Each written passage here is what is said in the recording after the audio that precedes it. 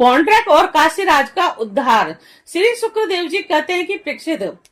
जब भगवान बलराम श्री शुक्रदेव जी कहते हैं कि परीक्षित, जब भगवान बलराम जी नंद बाबा के ब्रज में गए थे, तब पीछे से कुरुष देश के अज्ञानी राजा पौंड्रक ने भगवान श्री कृष्ण के पास एक दूत भेजकर कहलाया कि भगवान वासुदेव मैं हूँ। मूर्ख लोगों ने उसे बहकाया करते थे कि आप ही भगवान वासुदेव हैं और जगत की रक्षा के लिए पृथ्वी पर अवतीर्ण हुए हैं, और इसका फल यह हुआ कि वह मूर्ख अपने को ही भगवान मान बैठा।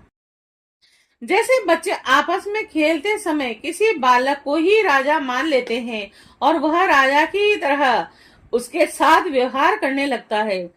वैसे ही मंदमती अज्ञानी पौंड्रक ने अचिंत्य गति भगवान श्री कृष्ण की लीला और रहस्य न जानकर द्वारिका में उनके पास दूत भेज दिया, और पौंड्रक का दूत द्वार का आया और राजसभा में बैठे हुए कमल नयन भगवान श्री कृष्ण को उसने अपने राजा का यह संदेश सुनाया। एकमात्र मैं ही वासुदेव हूँ और दूसरा कोई नहीं। प्राणियों पर कृपा करने के लिए मैंने ही अवतार ग्रहण किया है और तुमने झूठ मूठ अपना नाम वासुदेव रख लिया है। अब उसे छोड़ दो यदुवंशी, तुमने मूर्खतावश मेरे चिन्ह धारण कर रखे हैं। उन्हें छोड़कर मेरी शरण में आ जाओ, और यदि मेरी बात तुम्हें स्वीकार न हो तो मुझसे युद्ध करो। श्री शुक्रदेव जी कहते हैं, परीक्षित, मंदमती पौंड्रक की यह बहक सुनकर उग्रसेन आदि सभासद जोर जोर से हंसने लगे, और उन लोगों की हंसी समाप्त होने के बाद भगवान श्री कृष्ण ने दूत से कहा, तुम जाकर अपने राजा से कह देना कि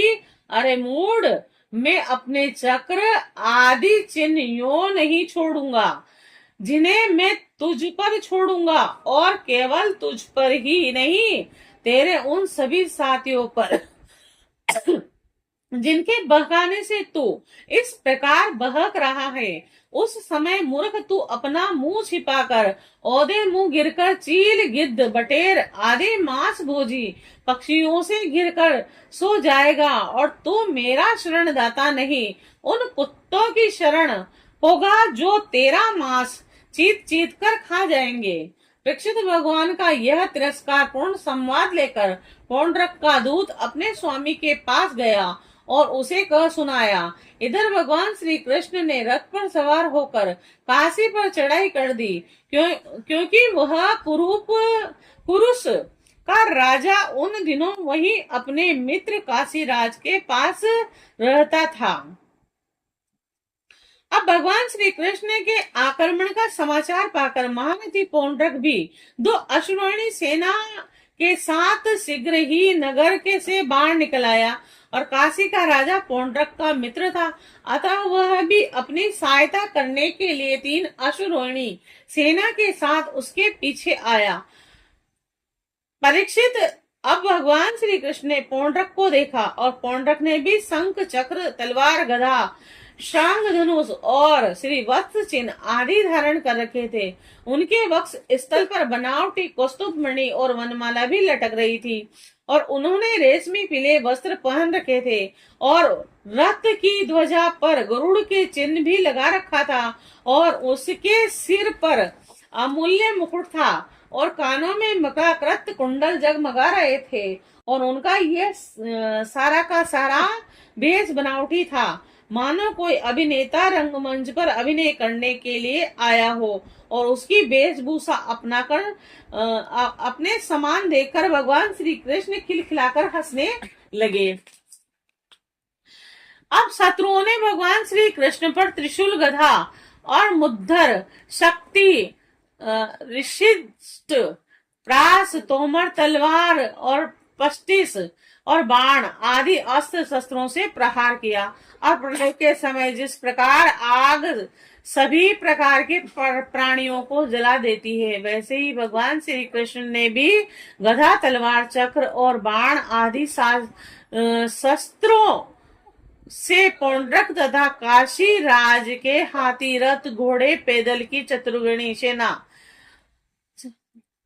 को तहस नहस कर दिया। वह रणभूमि भगवान के चक्र से खंड खंड हुए रथ, घोड़े, हाथी और मनुष्य, गधे और ऊंटों से पट गई। और उस समय ऐसा मालूम हो रहा था मानो वह भूतनाथ शंकर की भयंकर क्रीड़ा स्थली हो, और उसे देख कर सूरवीरों का उत्साह और भी बढ़ रहा था। अब भगवान श्री कृष्ण ने पौंड्रक से कहा, रे पौंड्रक, तूने दूत के द्वारा कहलाया था कि मेरे चिन्ह, अस्त्र शस्त्र छोड़ दो, सो अब मैं उन्हें तुझ पर छोड़ रहा हूँ। तूने झूठ मूठ मेरा नाम रख लिया, अतः मूर्ख, अब मैं तुझसे उन नामों को भी छुड़ा कर रहूंगा। और यह तेरी शरण में आने के बाद, सो यदि मैं तुझसे युद्ध न कर सकूंगा तो तेरी शरण ग्रहण कर लूंगा। भगवान श्री कृष्ण ने इस प्रकार पौंड्रक का तिरस्कार करके अपने तीखे बाणों से उसके रथ को तोड़ फोड़ डाला और चक्र से उसका सिर वैसे ही उतार लिया जैसे इंद्र ने अपने वज्र से पहाड़ी की चोटियों को उखाड़ दिया था। और इसी प्रकार भगवान ने अपने बाणों से काशी नरेश का सिर भी धड़ से ऊपर उड़ाकर काशीपुरी में गिरा दिया, जैसे वायु कमल का पुष्प गिरा देती है। और इस प्रकार अपने साथ डाह रखने वाले पौंड्रक को और उसके सका काशी नरेश को मारकर भगवान श्री कृष्ण अपनी राजधानी द्वारिका में लौट आए। और उस समय सिद्धगण भगवान की अमृतमय कथा का गान कर रहे थे। और परीक्षित पौंड्रक भगवान के रूप का, चाहे वह किसी भी भाव से हो, सदा चिंतन करता रहता था, और इससे उसके सारे बंधन कट गए। और वह भगवान बनावटी वेश धारण किए रहता था, और इससे बार बार उसी का स्मरण होने के कारण वह भगवान के सांख्य रूप को ही प्राप्त हुआ। और इधर काशी के राजमहल के दरवाजे पर एक कुंडल मणित मुंड गिरा देखकर लोग तरह तरह का संदेह करने लगे और सोचने लगे कि यह क्या, ये किसका शीश है। जब यह मालूम हुआ कि यह तो काशी नरेश का ही सिर है, तब रानियां, राजकुमार, राज परिवार के लोग तथा नागरिक रो रो कर विलाप करने लगे, हाय नाथ, हाय राजन, हाय हाय, हमारा तो सर्वनाश हो गया। काशी नरेश का पुत्र सुदक्षिण, उसने अपने पिता का अंत्येष्टि संस्कार करके मन ही मन यह निश्चय किया कि अपने पितुघाती को मारकर ही मैं पिता के ऋण से उऋण हो सकूंगा। और निदान वह कुल पुरोहित और आचार्यों के साथ अनंत एकाग्रता से भगवान शंकर की आराधना करने लगा। और काशी नगरी में उनकी आराधना से प्रसन्न होकर भगवान शंकर ने वर देने को कहा। और सुद क्षीण ने यह अभिष्ट वर मांगा कि मुझे मेरे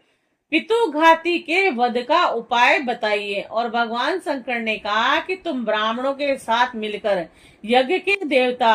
ऋत, विघभूत और दक्षिणाग्नि की अभिचार विधि से आराधना करो, और इससे वह अग्नि प्रथम गणों के साथ प्रकट होकर यदि ब्राह्मणों के अभय भक्त पर प्रयोग करोगे तो वह तुम्हारा संकल्प सिद्ध करेगा। भगवान शंकर की ऐसी आज्ञा प्राप्त करके सुदक्षिण ने अनुष्ठान के अनुपयुक्त नियम ग्रहण किए, और वह भगवान श्री कृष्ण के लिए अभिचार यानी मारण का पुरुषारण करने लगा। और अभिचार पूर्ण होते ही यज्ञ कुंड से अति भीषण अग्नि मूर्तिमान होकर प्रकट हुआ, और उसके केस और दाढ़ी मूछ तपे हुए तांबे के समान लाल लाल थे। आंखों के अंगारे बरस रहे थे। उग्र डाढ़ों और एड़ी भुकुटियों के कारण उनके मुख से क्रूरता टपक रही थी और वह अपनी जीभ से मुंह के दोनों कोने चाट रहा था। शरीर नंग धड़ंग था, हाथ में त्रिशूल लिए हुए था और जिसे वह बार बार घुमाया जाता था और उसमें से अग्नि की लपटें निकल रही थी और ताड़ के पेड़ के समान बड़ी बड़ी टांगे थी और वह अपने वेग से धरती को कपाता हुआ और ज्वाला से दसों दिशाओं को दग्ध करता हुआ द्वारिका की ओर दौड़ा और बात में द्वारिका के पास जा पहुंचा और उसके साथ बहुत से भूत भी थे और उस अभिचारी की आग को बिल्कुल पास आई देखकर द्वारकावासी वैसे ही डर गए जैसे जंगल में आग लगने पर हिरण डर जाते हैं और वे लोग भयभीत होकर भगवान के पास दौड़े हुए आए। भगवान उस समय सभा में चौसर खेल रहे थे और उन लोगों ने भगवान से प्रार्थना की और तीनों लोकों के एकमात्र स्वामी द्वारिका नगरी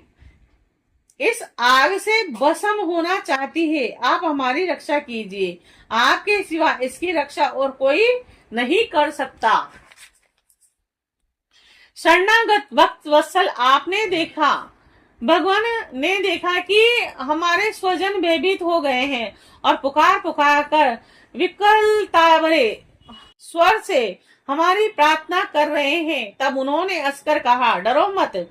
तुम लोगों की रक्षा करूंगा। परीक्षित, भगवान सबके बाहर भीतर की जानने वाले हैं और वे जान गए कि यह काशी में चली हुई महेश्वरी कृत्या है और उन्होंने उनके प्रतिकार के लिए अपने पास ही विराजमान सुदर्शन चक्र को आज्ञा दी और भगवान मुकुंद का प्यारा अस्त्र सुदर्शन चक्र कोटि कोटि सूर्यों के समान तेजस्वी और प्रलयकालीन अग्नि के समान जाज्वल्यमान है और उसके तेज से आकाश दिशाएं और अंतरिक्ष चमक उठे हैं और अब उसने उस अभिचार